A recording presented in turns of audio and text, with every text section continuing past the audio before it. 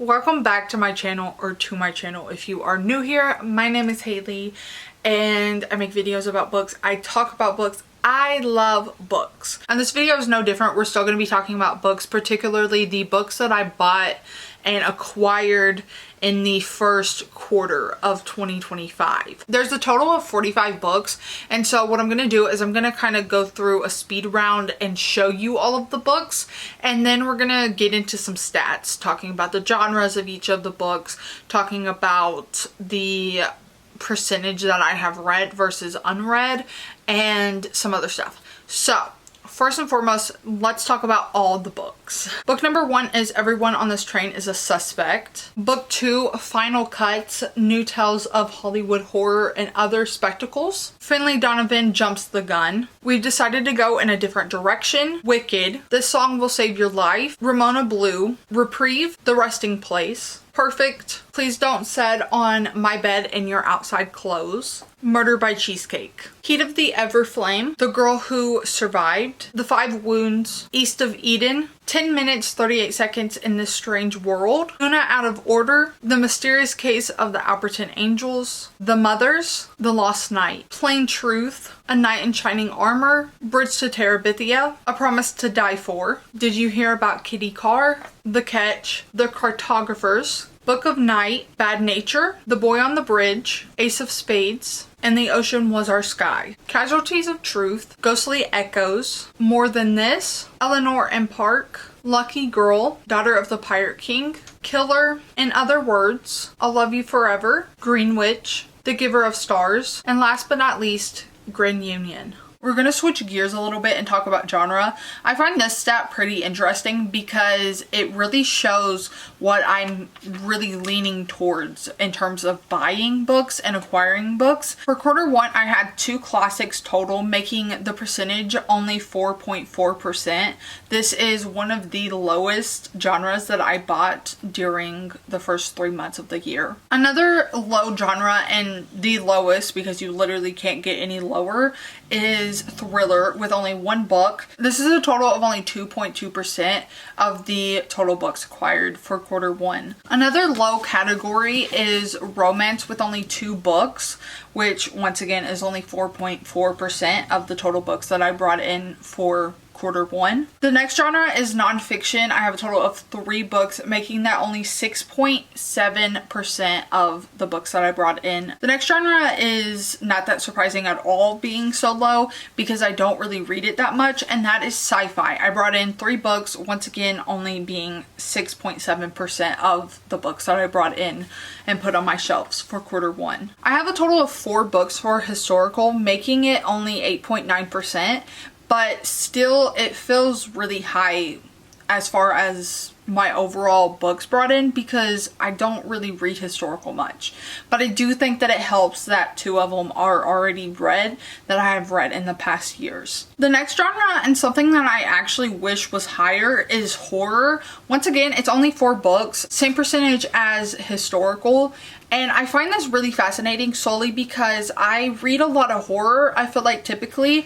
And the fact that I only brought in 4 books is really interesting because this is like one of my most read genres. The next genre is fantasy with 6 total books, making the percentage 13.3%, which I also find really interesting because I don't gravitate towards fantasy that often. So my instinct to buy it is something that I just feel like I probably need to stop doing because I'm not going to get to all of these books that soon, and so I don't need to be buying a lot of fantasy. With that being said though, it is a genre that I do want to dabble more into and get more read in, but I still don't know why I bought all these. The last 2 genres that I have is this one right here, this is contemporary, and this one right here, which is mystery.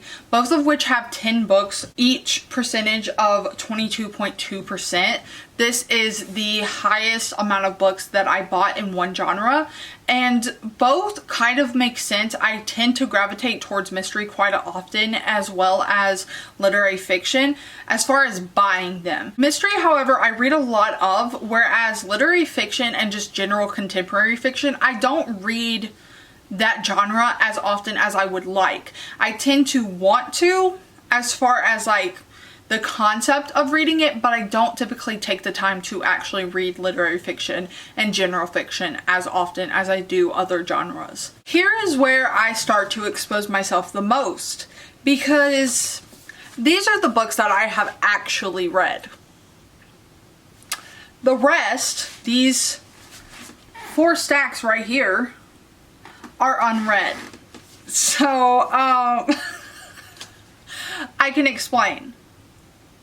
I can't actually explain. I have a buying problem, and that's my fault. I love acquiring books. I love reading books, but I love buying them more.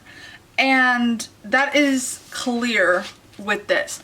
I also want to mention that 3 of the 6 books that I have in this stack that are read were read in previous years. They weren't even read after I purchased them. They have already been read, and then I found a good deal on them and I got them. To be fair, they are all books that I at least gave a 3-star or higher. So for that, I feel like it's okay. Now, let's be fair. There are quite a few books on here that I have the intention of reading soon. But how soon is the real question? Because by the time I finish reading some of these books, I would have already acquired 40 more books. And that is where that's where the problem comes in. And this is partially where my next video will come into play, because I am officially doing a TBR challenge, and that will result in getting some of these books read off of my TBR. Next, let's talk about the books that I bought versus the books that I have ARCs of.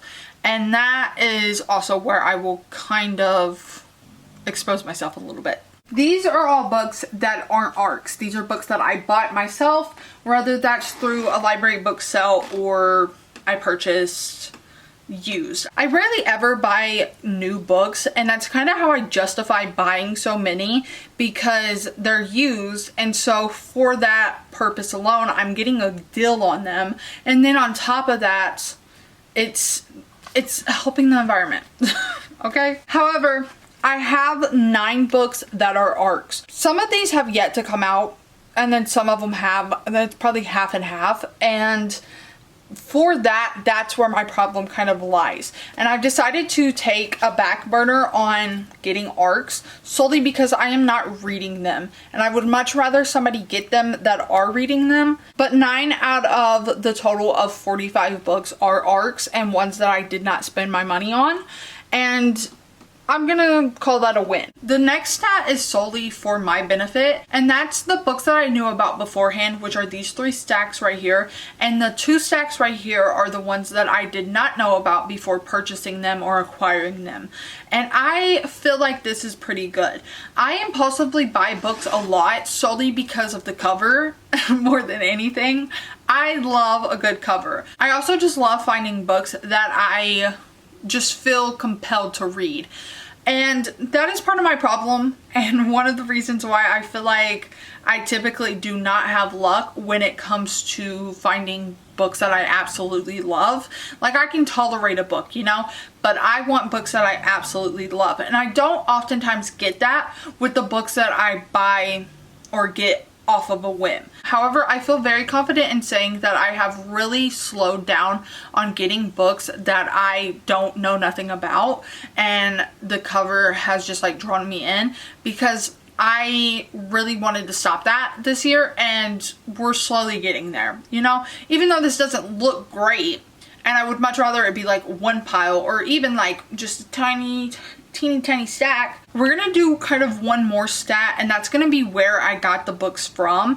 I am going to go through these real quick and kind of figure that out. And also, I think I'm gonna keep them as like known about and unknown about to really see where I'm putting my money. This is where it really gets interesting for me. And that is where I bought these books from, or got them from. So let's start with the books that I was not familiar with before getting.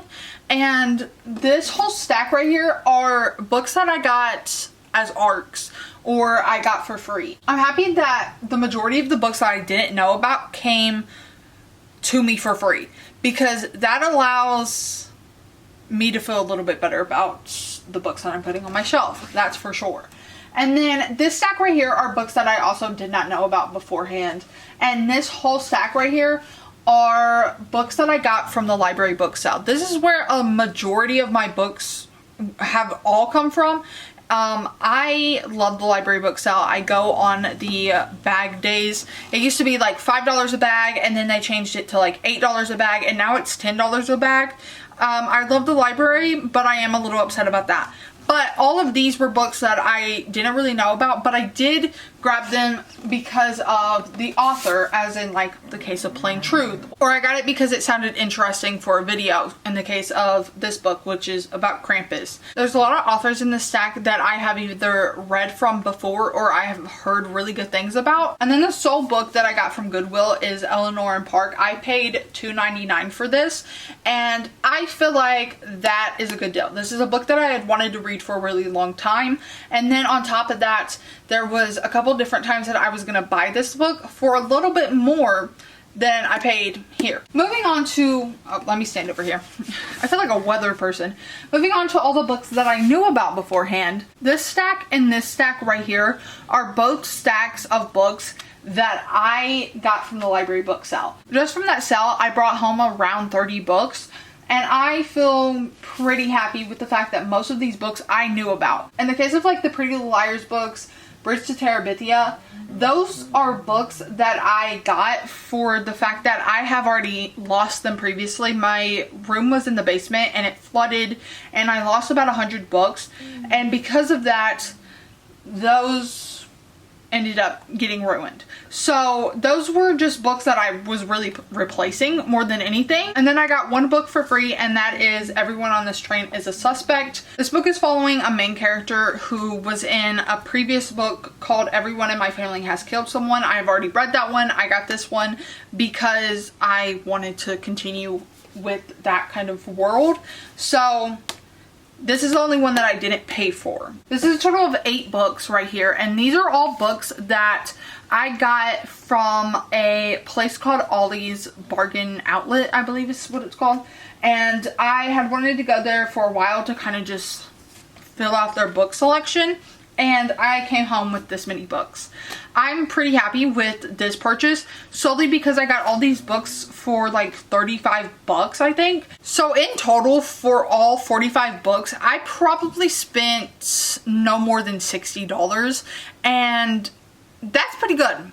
I don't care what anybody says, that is good, and I'm happy with that. Next quarter, however, I do feel like I can do better, and I am really going to try to. Thank you so much for watching. Don't forget to like, subscribe, do all of that stuff. And don't forget that I also have my first physical TBR challenge coming up, and I'm really excited about that video. It's going really well so far, and I'm really excited to share that. And with that being said, thank you so much for watching. I'll catch you later. Peace.